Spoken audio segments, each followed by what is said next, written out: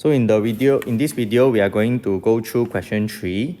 So if you look at question 3, it is actually very similar to the B question that you see on subject day 2 paper. So I just want to put this question next to the B question, and I want you to learn how to transfer your learning from one question to the other, right? So let's take a look at the question that you have practiced during subject day. In your subject day 2 paper, the first question, right, about the bee. So you see the first line that says the bee crosses the room and arrives at a point due north to its starting point. This particular question, right, this particular sentence, right, is written by a third person's perspective, meaning that if you stand over here in the same room and you are looking at the bee, you will see that the bee crosses the room due north, right? And when we are going through the paper, we are saying that if this is what you see, how the bee move, and it just go north, then this means that the net vector over here is just the bee moving from one point due north, because that's the resultant, the overall movement that you observe from a third person's perspective. So actually this first sentence tells you how the resultant vector or the net vector will look like. And if you compare this particular sentence to our prelim question, I am just changing the sentence.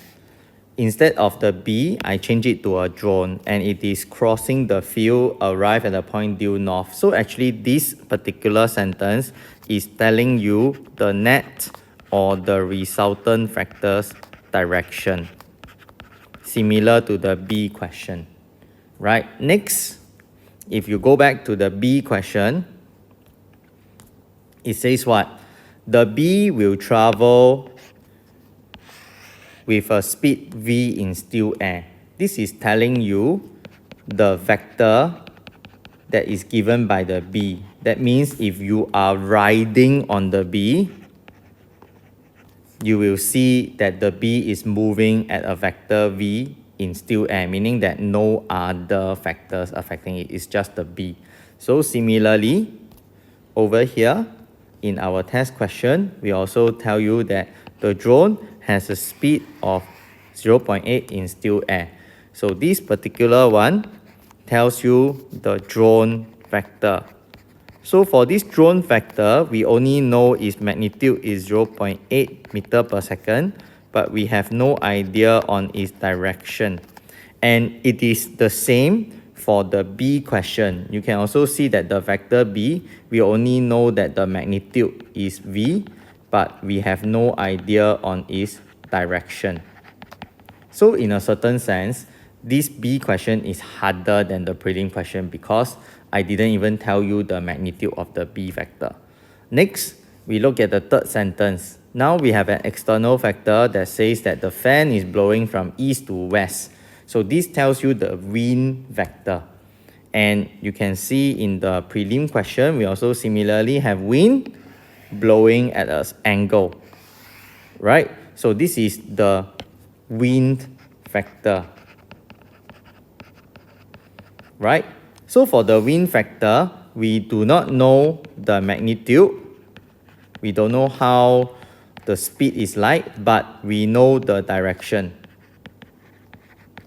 So what happens is that when you have the drone factor together with the wind factor combined together, you will end up with the net factor. And it is the same approach in subject day 2 question 3, right? The wind factor combined with the B factor will give you the resultant factor. So it is kind of disappointing as a teacher when we look at your prelim. We need to ask ourselves, although it is disappointing, we still need to ask ourselves, why is it that it is the same question coming out from a practice paper that all of you have done? Why is it that in examination condition, you all fail to perform? Right? We need to ask ourselves this question so that it will not repeat. This error will not repeat in O-level, right? So ask yourself. This is a question that only you can answer. But let's come back to this question again. if we read on the prelim question, you can actually see that we actually make it easier, because if you continue reading the sentence, you will see that, actually I know my magnitude, which is given by 0.5. So actually for your prelim paper, we give you even more clues, right? So now with this, how can I solve this problem? How can I construct the vector diagram? Well, we can do it step by step. Like I always said previously in the video, don't panic. Just use the approach that you were taught, right? What can you do with this? Right, the first thing you notice is that, actually you know both information for the wind vector. Well, why not I start with that? Correct or not? So what you can do is that you can start with this. You can then draw the vector for the wind first, right? So the wind vector, you can draw it, right? You know it is going due this around this direction, right? Of course, I'm just sketching, right? I don't have a scale on my iPad, right? I know that I need to use my projector, make sure that I measure here 20 degree, and the length will actually reflect 0.50 meter per second as my thing. So this vector will end somewhere here, that's all, right? So I have drawn this. Then the next thing we need to ask ourselves is, okay, can I draw the drone vector? But the drone vector, I only know the distance. I don't know, I only know the magnitude. I don't know the angle. So I do not know how much I must measure from here.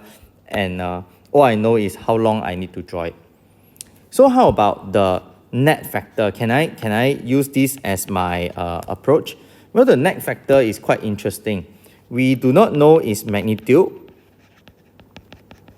but we know the direction. The direction is going north. So let's do this, right? Net vector is always from the start point to some end point, right? I don't know where's my end point, but I know it will be a straight line because I know the direction. So let's do that. So net vector, I use red. Where's my line? My line is here. Then I draw. So this will be my net vector. I don't know where it will end, but I know that it will be going up. Correct or not? So now I know that somehow I need to draw a line from this point, and it should land somewhere on the resultant vector, right? But I don't know which. But I know that when I draw this line should be around it should be 0.8 meter per second, right? And I need to draw it such that it ends just nice on the net vector. So with this in mind, what I can do, in your mathematics you have learned on construction, right? So basically now my question becomes, I need to draw a line with exactly 8 cm, because my 0.8 meter per second, when I convert it to this, it should be 8 cm. I need to draw a line that is exactly 8 cm from here to somewhere on this resultant vector line, right? So what can I do? Well, the easiest way is draw a circle that has a radius of 8 cm. So what I will do is, I will draw a circle. I think this one, I don't have the compass. So what I can do is, I can use a ruler, go and measure, and draw a line somehow that is just nice, 8 cm from here to somewhere on this red line. So when I do that, I would know that, oh, my resultant vector should end just nice here, right? And if I did that, I can then solve the question, right? I need to know the direction in which the drone is flying in still air. The drone flying in still air, meaning that I need to know my purple line, my green color line, right? This is my drone vector. This is my resultant vector. And then this one is the wind factor, right? So I need to know the drone factor, what is the angle here. So if you draw it correctly, you should get around 54 degrees. Alright, so hopefully with this video where I show you the similarity between subject day 2 and this prelim question, you'll be able to better appreciate how this question can be solved and the general approach that I have been using for all vector diagram.